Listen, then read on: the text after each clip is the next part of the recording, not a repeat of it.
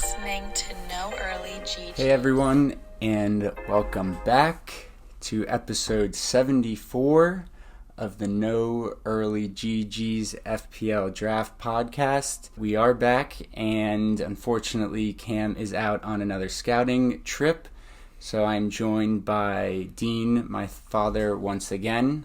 Hello everyone. And Dad, did you know that we just experienced history in this previous game week? How so? So in this previous game week, there were a record amount of goals scored. Mostly against my fantasy team, I think.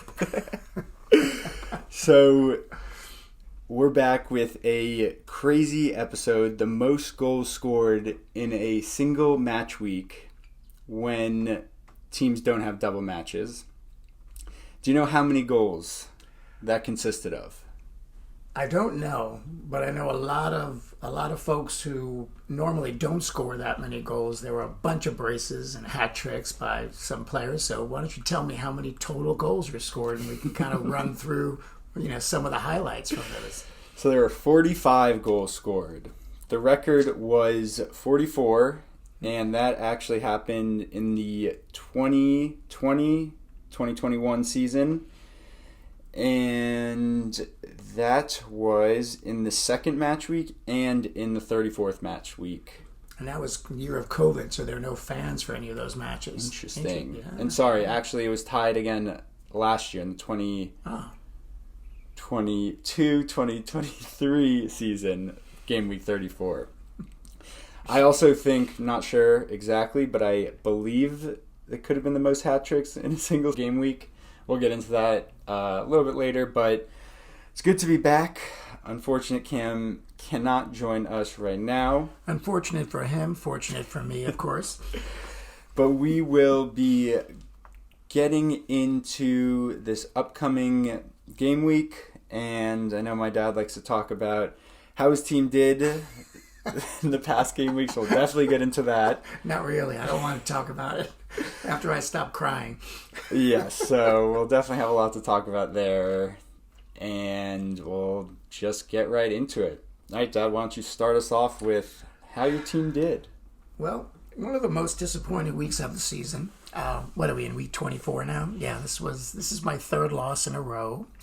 And some great managerial decisions, as I scored a season-low 18 points, lost by 15, and had 32 points on my bench that couldn't come into the game. So 32? Yeah.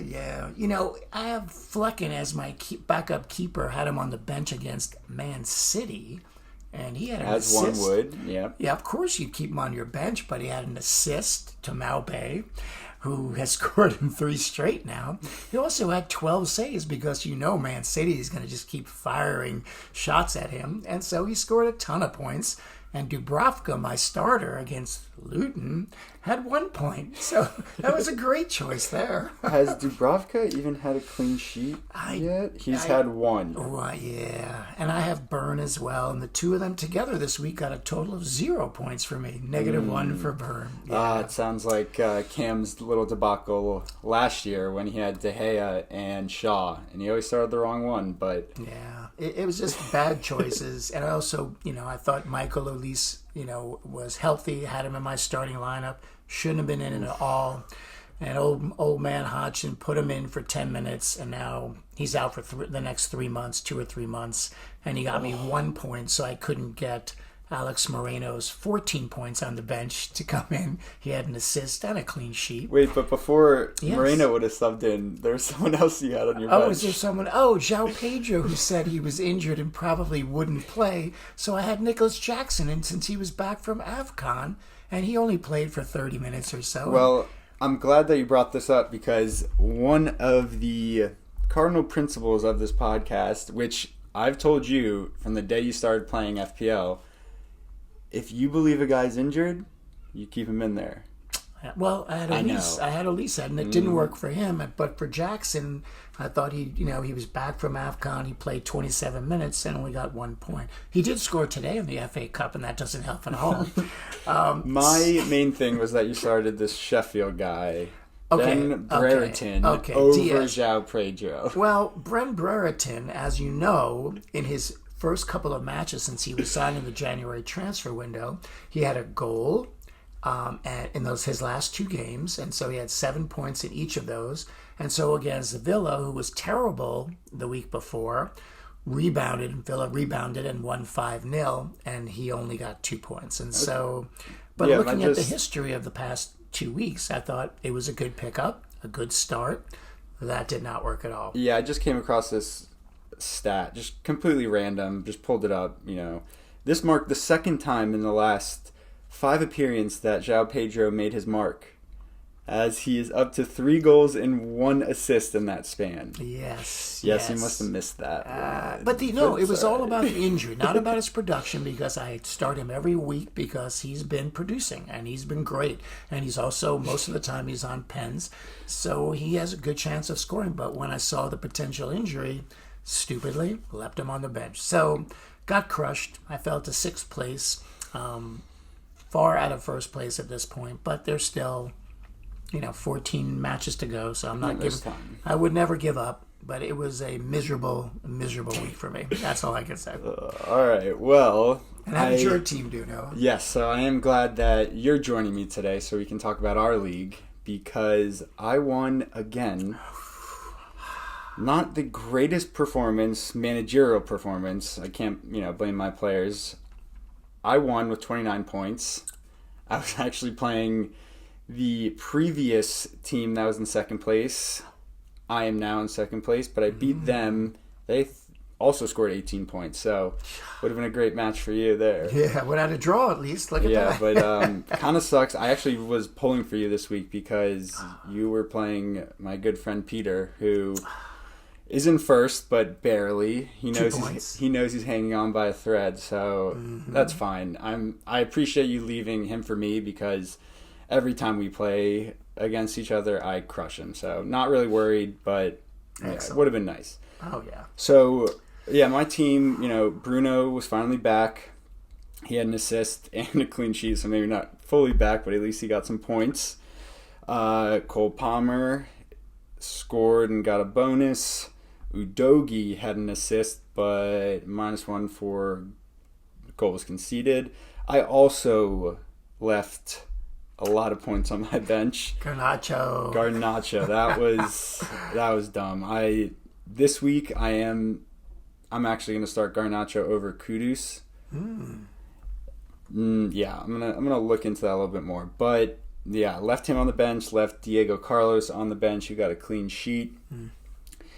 And yeah, so I also left Pickford on the bench, which I shouldn't have.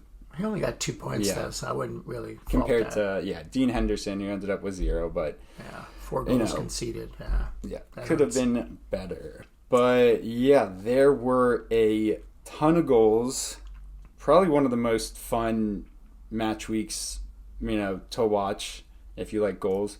So I guess let's get into a few. Do you have anything you want to, point out about those last week? Sure. I mean, there were so many. I mean, look, Richarlison, a brace.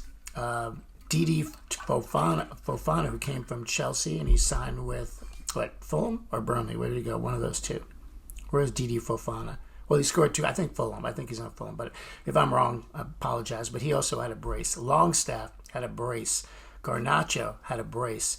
And then the 2 hat tricks, Cunha on Wolves had a hat trick, and so did Foden. As far as assists, Pascal Gross, 2 assists. Watkins, a goal and 3 assists, I think, Watkins. Yep. So, yeah, you're right. It was, and of course, I mentioned Flecken had an assist out of that from between the posts there. So it was a crazy, crazy week. Ross Barkley, a goal and an assist. Morris, a goal and an assist. I mean, like you said, it was a fun week if you like seeing, a lot of action, and there was. Yeah, we'll get into upcoming games because I'm assuming everyone watched these. But how about that Luton Newcastle game? That was exciting. Sucks for Newcastle defenders, as I have Dubrovka, as I said, and Byrne. That really sucks. Who would have expected 4 goals against Newcastle? But I don't know what's up with Newcastle. I mean, you think they have a strong team. They spent all that money. They look great at times, but Is it that, or is Luton good? well, I think it's both. I think Newcastle's a little bit porous in the back, but Luton has been incredibly hot. I mean, I'm trying to see, Luton only one loss in their last 6. They have 3 wins and 2 draws, and they're playing Sheffield this week, and they've won the last 2 head-to-heads against Sheffield. So, ride that Luton train, man. I mean, looks like they're the best possibility, I think, to stay up. Yeah. I don't think they're going back to the championship, in my opinion. So. No, they're fun. Yeah. I love watching these recently promoted teams do well. Absolutely. Always appreciate the underdog. Yep. All right, so let's get into games for game week 24. Crazy. Let's start off with your favorite time slot, 7:30 a.m. Love Eastern Standard Time game. Everton versus Man City. I'll be watching it. Man City on fire. 2 points out of first, unbeaten in their last 12. It's not 12 or 15? I think it's 12. Maybe in regular season, not counting maybe the tournaments. I read last 12. It could be 15, but they're on fire. They're within 2 points of Liverpool, unbeaten in their last 12 matches against Everton in particular. 7 wins, 5 draws against Everton. Everton also has the lowest goals per game average in the EPL, and Pickford has never had a clean sheet versus Man City. Yeah, but that was actually crazy. I was looking at Everton's lineup against Tottenham last week. They were literally playing 6 in the back. They're parking they've learned exactly where the bus parking spot is, and that is what they'll be doing for the rest of the season because of their 10-point deduction. Right, and there may be more. There may be more coming, and so they're doing well considering with that that 10 points in the hole there. So yeah, my point is keep an eye out for the Everton defense because Pickford is, I think, the top scoring FPL goalie right now. Usually you're my fact checker, but does it look like you're well? looking I told up? you 8 clean sheets. 8 clean sheets. Yeah. I mean that leads the league, and that's pretty impressive. Yeah, I had Pickford. I think I released him early in the season. You picked him up, didn't you? I do have him in our league. That's interesting. Another mistake, another managerial mistake by my team. I think you overthink it a little bit. You think? Yeah, just a No little question. bit. No question. I overthink. But yeah, I interrupted you, so keep going. And No. he is confirmed. Pickford is the highest scoring keeper, Excellent. FPL wise. Excellent. And you have him, so. I do. All right, next match. We know who's going to win that game. I mean, come on. The only injury of note is Decore is questionable for the Toffees, so if you like Decore, he may not be back this week. I actually wanted to talk about a few City players because I think it could be FPL relevant. I picked up John Stones again last week. I kept him on my bench, but for the past 4 or 5 days, I have been trying to study Pep's Pep roulette because Can you study it? How? well, I was trying to figure out if there's a pattern, behind who he starts in the center backs because Ruben Diaz and Stones didn't start last match, but it was Diaz and Ake in the center. Yeah. But in the FA Cup, Stones started back there. So I don't know. I have a bad feeling if I keep Stones, he won't start this next match and he'll be subbed in. So, and this isn't in our league. This is in the other league. I'm debating on whether or not to drop Stones, but there's really no other defenders. Yeah, it's tough. It's tough to predict what Pep's going to do. All I know is I have Guardiola, and he seems to be a regular starter every week right now. He has played. Yeah, not that he scores too many points, although he looked good last week, had a couple of opportunities. He seems to be in the mix to put up some offensive numbers. He had a lot of shots. Yeah, he did. A lot of Flecken, shots. who I didn't start, 12 saves. And I'm sure many of those came from Guardiola, which didn't help me at all, obviously. But yeah. So, all right. I think I got to move on from Stones. So we'll see if any defenders come up that you think are worthy. All right. We'll move on to the next match, which is Fulham-Bournemouth. What do you got there? Well, Fulham has looked pretty good. They've only lost one of their last 6 home matches. They've earned, and also they earned 10 plus corners in each of their last 3 games, so they're definitely creating chances. And Bournemouth is in kind of a slump at this point. I think in their last 4 matches, they're winless. They have 2 draws and 2 losses. They looked really strong for a while, and Solanke was on fire. A bunch of the other players really contributed, but right now it looks like they're kind of in a lull. They are in a lull, but you may have overlooked this. Fulham hasn't won a game in their past 6 matches. That means they must not have played at home since I read that they've only lost drew 3 and a draw in their home matches though. Home matches. Yeah, and they're home against Bournemouth, so maybe it makes a big difference for them home and away. Interesting. Yeah. I do have Castagna. And who's looked good. I know last week he only scored a point, but he's looked pretty good. He seems to be in the attack quite often. So I think he's still a strong start for this particular match. Yeah, I have a conflict. I have Castagna and Solanke in this one. I hate that. It's so hard to decide what to do. And if you pick the wrong one, if you say, I'm going to bench this one. It's the worst. It is the worst. You always choose the wrong one. Yes, it seems to be. Just a injury of note. Jimenez is still out. Raul is out for Fulham. And Adams and Billing are out for Bournemouth. What do you think about Fulham's new signing, though? Broja. Oh, he's been looking very good. I mean, it seems like the change of scenery has been pretty positive for him. He didn't really do much. Well, not that anyone on Chelsea has done much. Except for today. Cam's going to be mad. Yeah, but today's FA Cup, it's not. We're talking apples and oranges, man. It's not.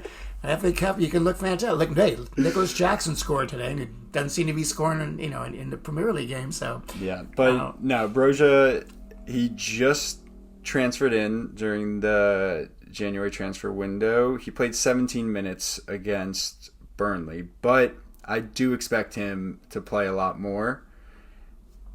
However, Rodrigo Muniz started at striker for Fulham and he scored last match. Right. I don't have any interest in him. No. It's actually kind of crazy. I feel like there are more viable strikers in FPL than there ever have been. Yeah, it seems that way. I mean, yeah, because wasn't Werner? He's a striker. He's a striker. He is okay. So he just signed, and also I just picked up Awani for Welbeck. I actually had the option of 2 starting forwards. That's a rarity. I could not believe it. So I think Morris is also available. Carlton Morris is available in our league. Yeah, there are a couple. I'm the most excited I've been. I can't believe how many forwards FPL is allowing in here. It's like they, want us to have a good time. I actually have 3 decent forwards, allegedly, but we have to start them for them to be good. I picked up Tony. No, I have Tony, João Pedro, and Jackson, and they should all be, very worthy at starting. So I can't pick up one of these free agents. But there was a new signing for Bournemouth from Getafe, and I don't know how to pronounce his name, Ines Unal, and he may start this week. So I don't know what position he plays, but I did read something positive about him. Let me see what. He's a forward. He's a forward for Bournemouth. Yeah. All right. Well, he didn't play last week against Forest, but he looks like he may start this week against Fulham. I don't love that for Tavernier. He didn't. Well, he but played a half. Tavernier is more mid. I mean, he's a attacker, but he's not technically a forward. He's a midfield according to the game. So I know he plays up top next to Solanke, but yeah. Ines Unal, if anyone's looking for a forward and wants to roll the dice, man, I think he did pretty well in Getafe. I'm going to say let's wait and see on him. Yeah, no, probably. But if you're stuck and you have no forward, I think that might be worth a risk. Yeah, I think we're getting a little too forward happy. Okay, well, that's what happens when you get all these forwards. Hey, I'm with you. All right, next up, we have Liverpool versus Burnley. Should be a close one. This guy. Despite Liverpool's loss against Arsenal last week, and they look pretty bad. I watched that match, and they were just a mess. Virgil and Alisson, just like, I don't know what they were doing back there, playing patty cake and not communicating at all. And Arsenal looked just outstanding.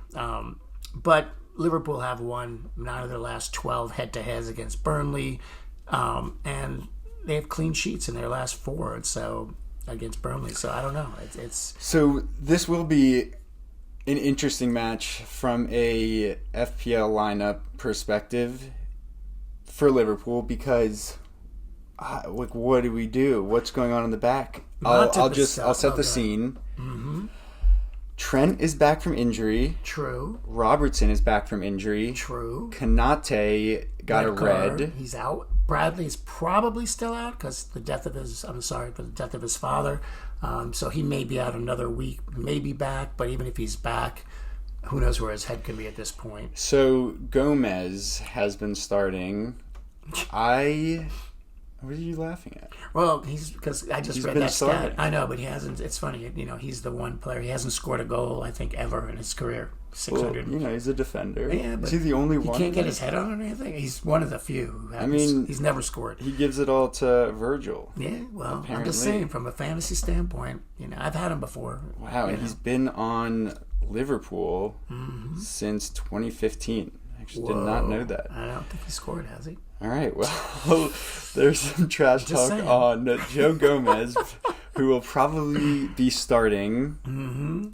Probably. Soboslai still out. He's actually out until March, I heard, so don't look for him. Salah is still out.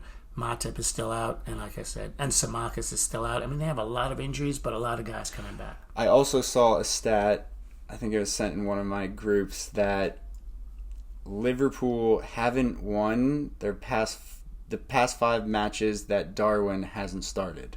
And he didn't start. Gakpo started instead. I don't think I see that sticking. I think it's pretty solidified. Luis Diaz, Jota, and Darwin. I agree. Until Salah's back. But the midfielders, especially because not this game week, but next game week, I think it's game week 25, Liverpool and City have double game matches. weeks. Yep. Yeah. And so does double Brentford. Not that it matters. I have a lot of Brentford players. Brentford's playing again in the double. They're playing Liverpool and City. Oh, gosh. I have 2 Brentford players. So, yeah, that's great. A great double. Endo is back for Liverpool as well. He's back, unfortunately. Japan got knocked out of the Asian Cup. And, of course, sorry for my South Korean friends. Huge upset. Jordan knocked out Korea yesterday in the semifinals. So, fortunately for me, Hee-chan should be back with Wolves this weekend. And, of course, Son is back for you Son owners. That's some really good news. Sorry, Cam. Dean is just out to get you today. All right, so I think I was also going off my point of there's, Liverpool has double game week. Is Matt Callister worth the pickup? He only has 1 goal, 1 assist on the season. But they have 2 very, very favorable matches, game week 25. They are Luton and Brentford.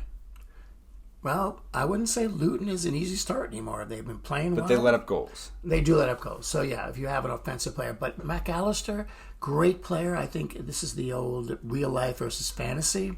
I think as a real-life player, I think he's pretty solid, and he really contributes. But from a fantasy standpoint, I don't think he puts up too many points. Do you still have Curtis Jones on your team? I don't, but I like Curtis Jones, and I would recommend picking him up if he's available. So him over Matt Callister? I think so, and I had him for a couple of weeks. But anything on Gravenberch? I would stay away from him. He just doesn't seem to produce enough for fantasy purposes. I would definitely go with Jones or McAllister.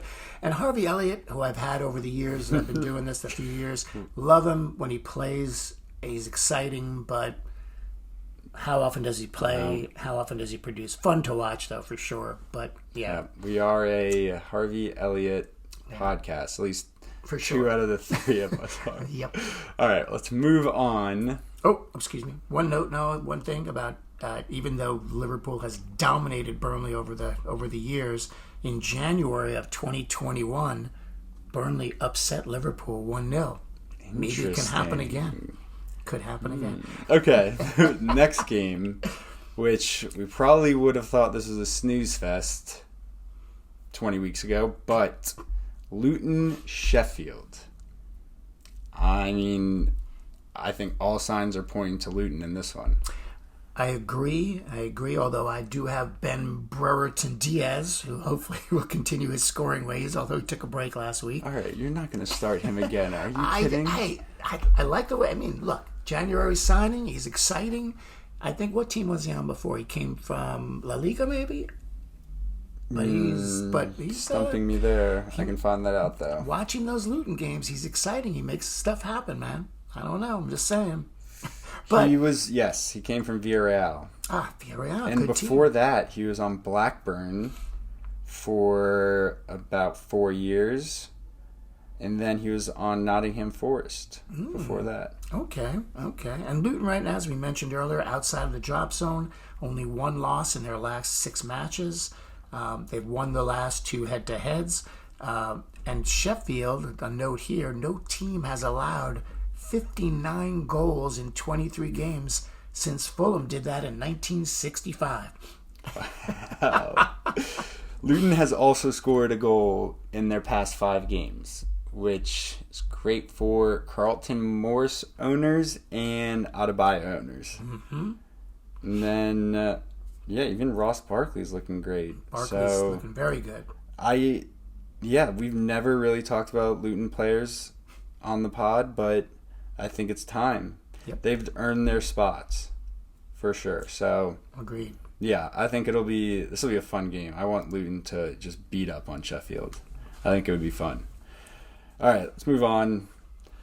Ooh. Tottenham versus Brighton. Good match. Yeah, this one's tough. I can just see goals coming from both sides pretty easily. Yep. Richarlison, he's on fire. Scored in his last 4 home wins. Yep.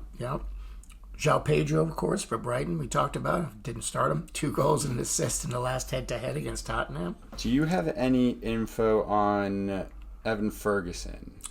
He didn't leave. Who? I heard rumors that he'd be going to Chelsea. I know Cam had something to do with that, but didn't end up leaving. And listeners, just to remind people that Noah and I had a big battle early in the season after the draft, and Ferguson versus João Pedro, and I went with João Pedro, and he mocked me mercilessly about that. And João Pedro is looking like, at this point, a much better pickup than Ferguson. Yeah, Just saying. I don't know if anyone really wanted to recap that. I think they did. I forgot about that. And I'll eat my words. Hey, I'll admit. Yeah. And a note, too, as I said, sad news for fans of the Japan national team who lost in the Asian Cup. Mitomo is back for Brighton as well. So if you have him, you may want to start him. And Adingra will not be back yet because congrats to Ivory Coast making it to the final of AFCON. So we're pulling for them for sure. Yep. Evan Ferguson still plays in every single game. So, Welbeck, I feel like Welbeck will be playing until he doesn't contribute, but he has been. He's been playing, he's been scoring, he's been getting assists. He's kind of been scoring, actually, but he's still been playing in every game as well. So, I think Welbeck and Ferguson I'll be rotating a little.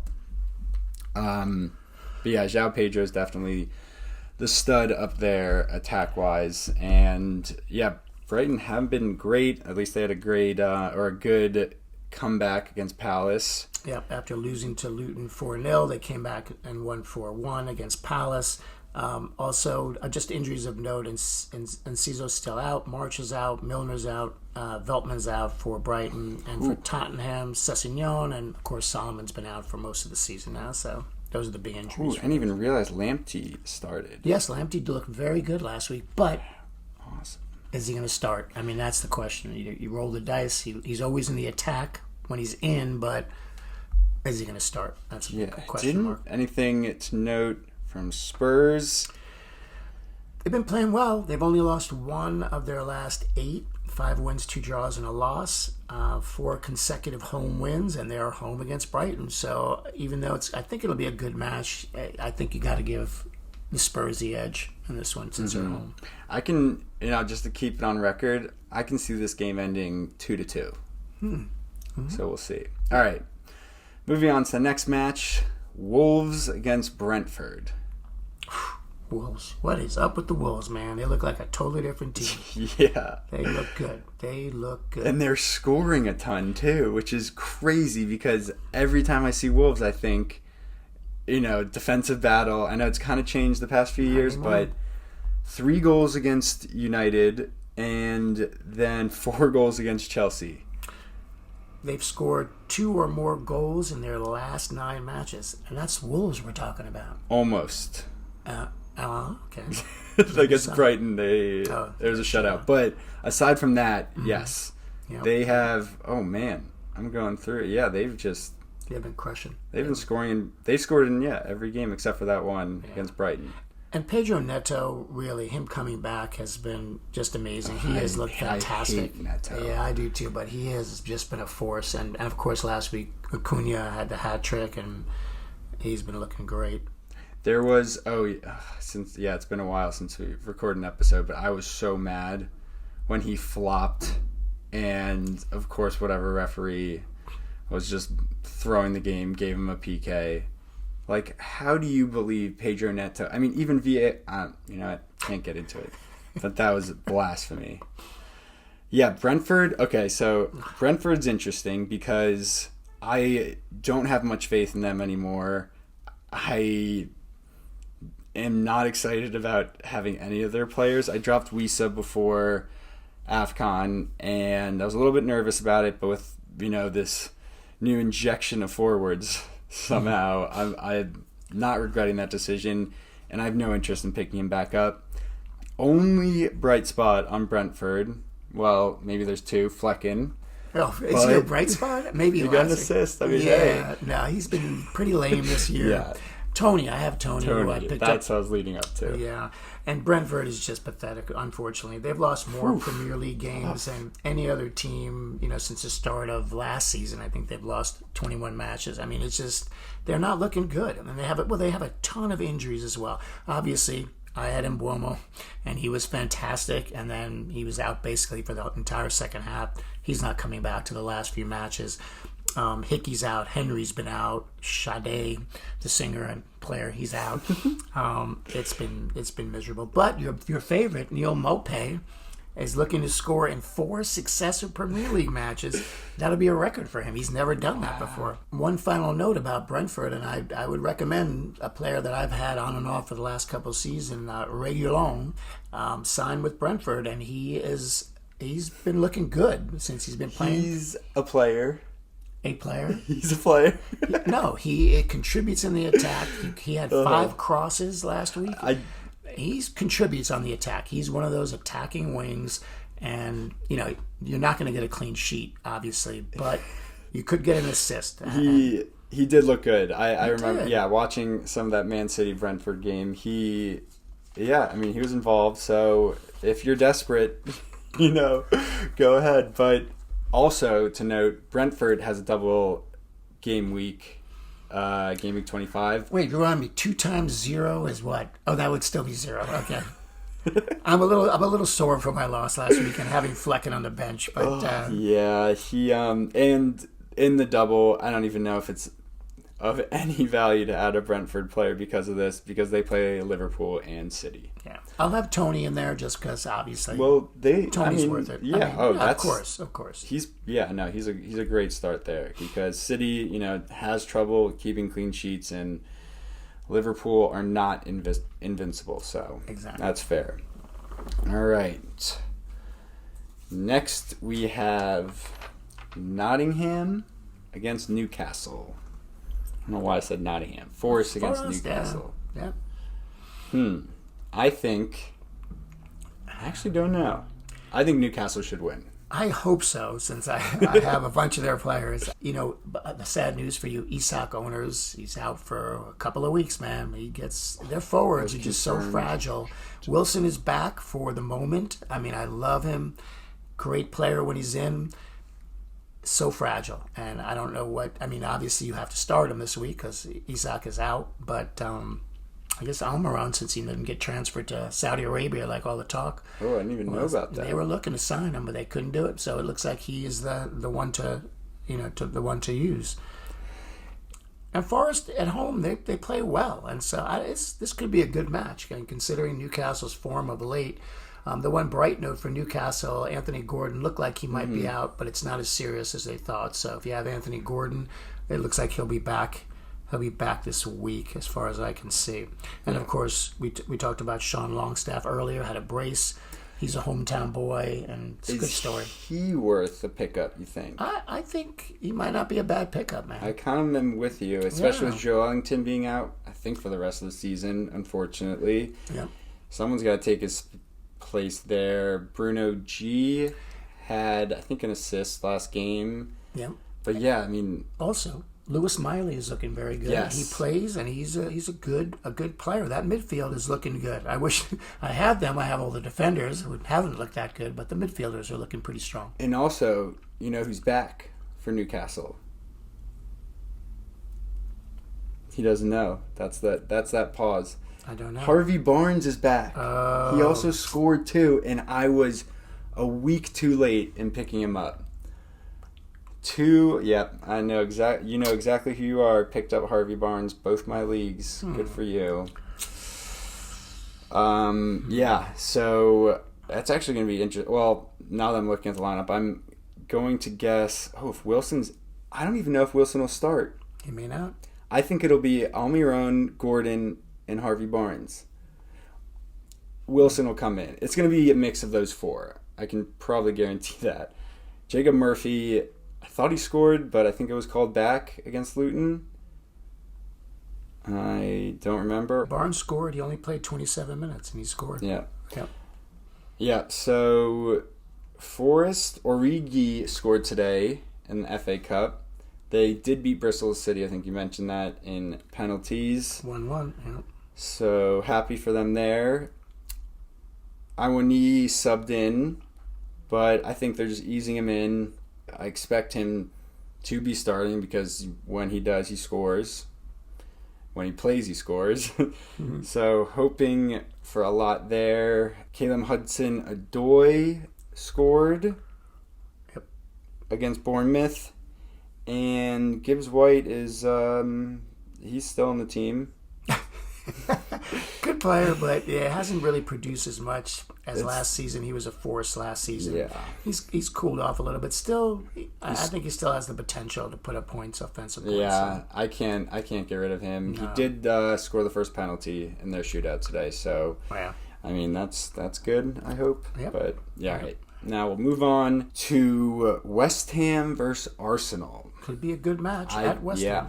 This one I think will be great. Sunday morning, 9 a.m. game. Not early enough for me, but that's still good enough. Yeah, Arsenal looked great against Liverpool last week. I mean, I know they're at West Ham, but Jorginho started, looked good. Looks like he may start again. Martinelli, came in and was a force. Saka could be dinged up, may not play. But Arsenal's tough, man. Did you know that West Ham actually beat Arsenal the past 2 times they played? Oh, did not know they swept them last season, which is crazy because I'm actually just looking at this now for the first time. I'm pretty sure West Ham was in what did they finish? Oh, they were near the bottom. They were worried about relegation. I mean, we were talking about it too. But yeah, West Ham finished 14th last year, and hey, they beat Arsenal twice in doing that. So, West Ham have not looked good. They haven't won in their past 6 matches. Yeah, they looked really good for a while, and then they've tailed off a bit. But I'm sorry. What? It wasn't last season that they swept them. They actually, the last win West Ham had was against Arsenal. It was just calendar year 2023. So they did beat Arsenal when they played them back in December. Interesting enough. Souček and Maropanos scored. So, change anything you're thinking about this game? No. I don't think so either. The only note, Nayef Agard, I don't know how to pronounce his last name, but he's back from AFCON, and he'll probably be back in the starting lineup. Aguerd? Aguerd, yeah. I still got to believe Arsenal, even Arsenal away. I mean, being the visitors, I still expect them to beat West Ham, but it could be a good match. I mean, West Ham at home, it could be tough. They've had good moments this season. So now, in the back line for Arsenal, once again, Kiwior, he started and he played last week, and it looks like he may be playing again since Zinchenko is out. Interesting. Do you know who is also back in training and is on the Arsenal's Champions League roster? Is Timber. Oh, who I drafted as my first defender of this year. That is tough. Had some bad luck with injuries. Yeah. No, are you sure he's coming back? I know he's training. I saw a report that he's on the Champions League list. Yep. So he's available. He's still rehabbing. I don't know. Premier League, is he going to be playing really soon? I mean, yeah, that's going to be tough. But you'd have to roll the dice. You have to roll the dice. Do you though? No, I'm saying that it's a long shot. Oh, yeah. If you have space, you might want, but really, until you see him actually get into a match. That's so true. And Tomiyasu's back, or he's coming back. Okay. So, I don't have too much worry about Arsenal defense. No. Except for Raya's still somehow starting. Yeah, the Ramsdale owners, sorry. Yeah, it's that Spanish connection. That's what we decided it was. Okay. All right, last two matches. This one is a good one.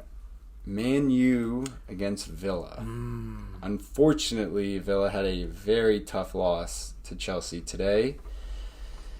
Your boy scored a garbage time goal, Diaby. Yeah, who hasn't done much in the Premier League over the last couple of weeks. Nothing. I had him 30 minutes last week, 1 point. Did not help me at all in my loss there.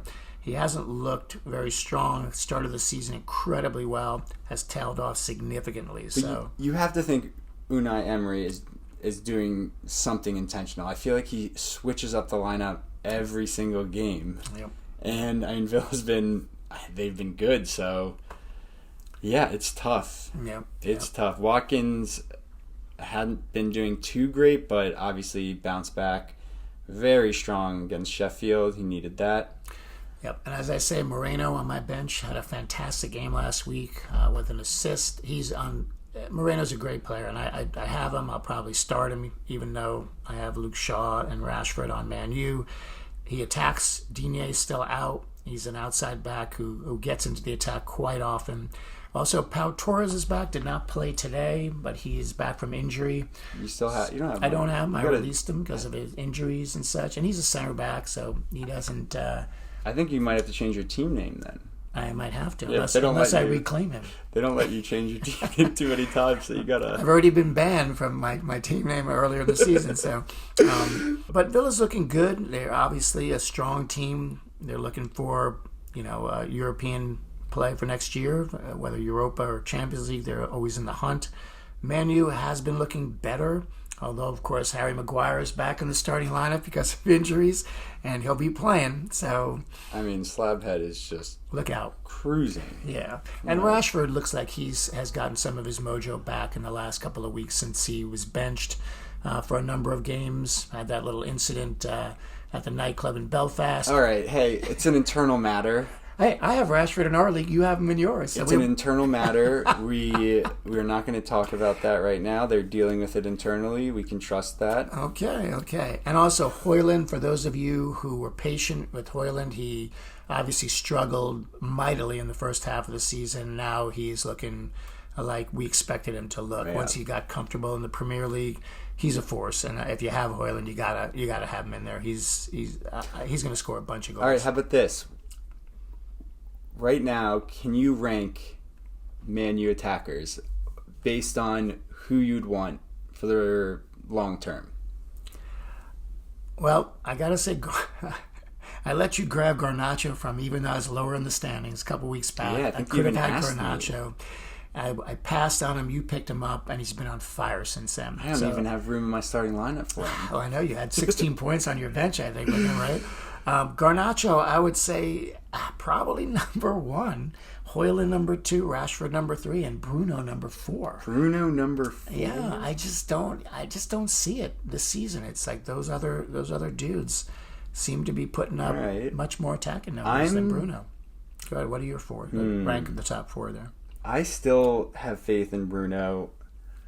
Okay. So I'm going to go Bruno, Garnacho, Højlund, Rashford.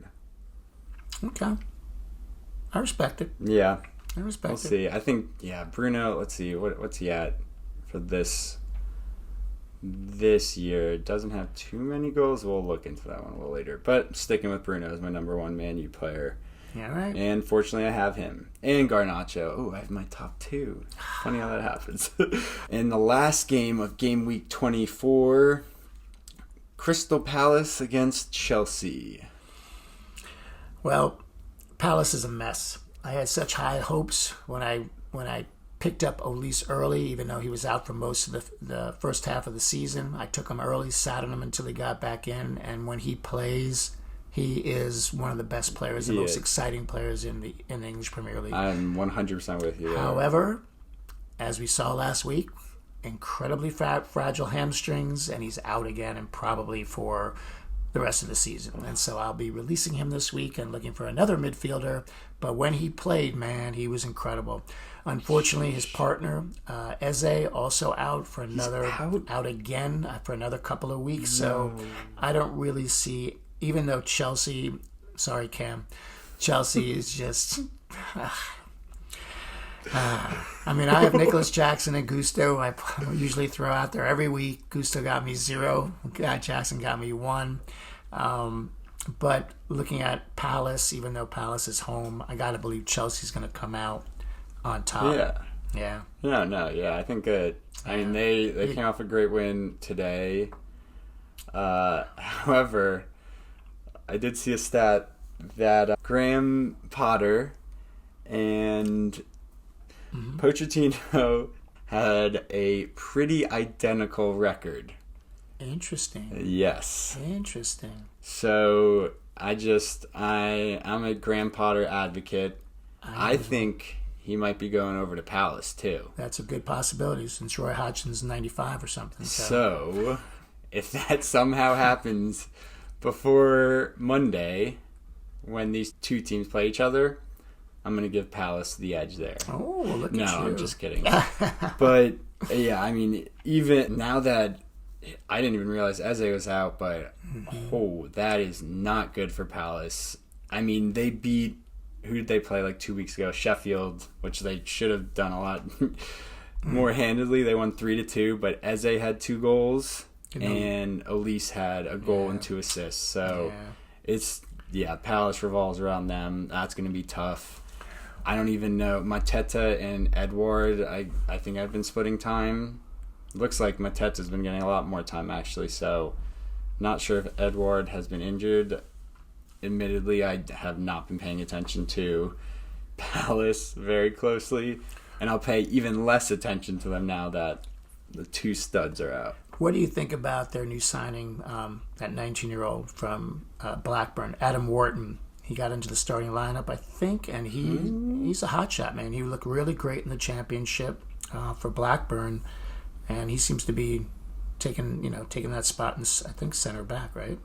Oh, Adam Wharton. That's the 19-year-old. Just something exciting for Palace to. I mean, they need something to hold on to since everything else has fallen apart. So, this is the first I'm hearing about him. Yep, Adam Wharton. We don't have to go into this any deeper. No. I think we'll do it. Do you have anything else? No. Once again, my condolences to fans of Japan and South Korea for their losses in the Asian Cup, but we're getting those players back. I'm hoping Hee-chan gets in and starts scoring those goals again like he did before he left for that hiatus. And that's it. Thank you for having me, and thank you, Cam, for traveling the world again. Let me sit in for you today. I always appreciate that. And as always, everyone, we're getting into the final stretch. These games will come down to the wire, as we always know. So please. No early GGs.